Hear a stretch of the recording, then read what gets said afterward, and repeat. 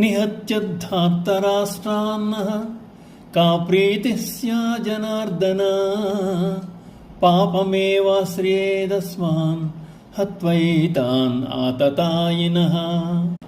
జనార్దన, ఈ ధృతరాష్ట్ర కుమారుని చంపి మనం బావుకునేది ఏమి? ఈ ఆతతాయిలను చంపినచో మనకు పాపం చుట్టుకును కదా. ఆతతాయిలనగా మహాపాపములు చేసినవారు. అటువంటి మహాపాపములు 6 విధములు.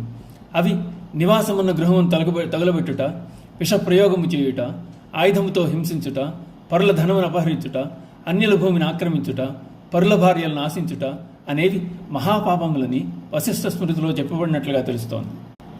దుర్యోధనాదులు ఈ 6 రకముల పాపములను చేసిన వారే. లాక్షాగృహ దహనముల నుంచి పాండవులను చంపదూచారు. భీముని భోజనంలో విషమును కలిపారు. శస్త్రమును ధరించి పాండవులను హతమార్చుటకు సిద్ధంగా ఉన్నారు. మాయాజోదమున ధనమును, పాండవుల రాజ్యమును అపహరించారు. ద్రౌపదిని నిండు కొలువుకీడ్చి అవమానించారు. జయద్రథుడు ఆమెను అపహరించ ప్రయత్నించాడు. అటువంటి వారిని వధించిన పాపం అంటకూడదు. కానీ వారిని వధించటం వల్ల వంశనాశనమవునని, వంశం నిర్మూలించట వీటికన్నా ఎక్కువ పాపమని అర్జునుని అభిప్రాయం కావచ్చు అంటున్నారు.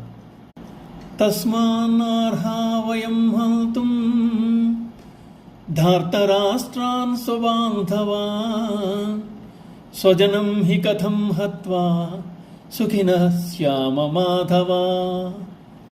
కనుక మాధవ, మన బంధువులైన ఈ ధార్తరాష్ట్రం చంపుట మనకు తగని పని. వారిని చంపిన సుఖం ఎట్లు కలుగుతుంది? తన కులమును నశింపజేయవాడు అందరికంటే గొప్ప పాపాత్ముడని తలిచిన అర్జునుడు స్వజనులు స్వజనులు అని పలుమార్లు పలుకుతున్నాడు. నేను నాది అనుభవం అహంకారం అహంకారాలకు చిహ్నం. అది అతన్ని ఇంకా వీడవలసి ఉన్నది. జీవుడు ఈ దేహం నాది అనుకునేంత వరకు బంధంలో చిక్కుపడుతూనే ఉంటాడు. అటువంటి భావముల నుండి వెలికి వచ్చిన నాడే మోక్షమునకు ఆటంకములు తొలగగలవు. జీవాత్మ పరమాత్మను చేరగలదు.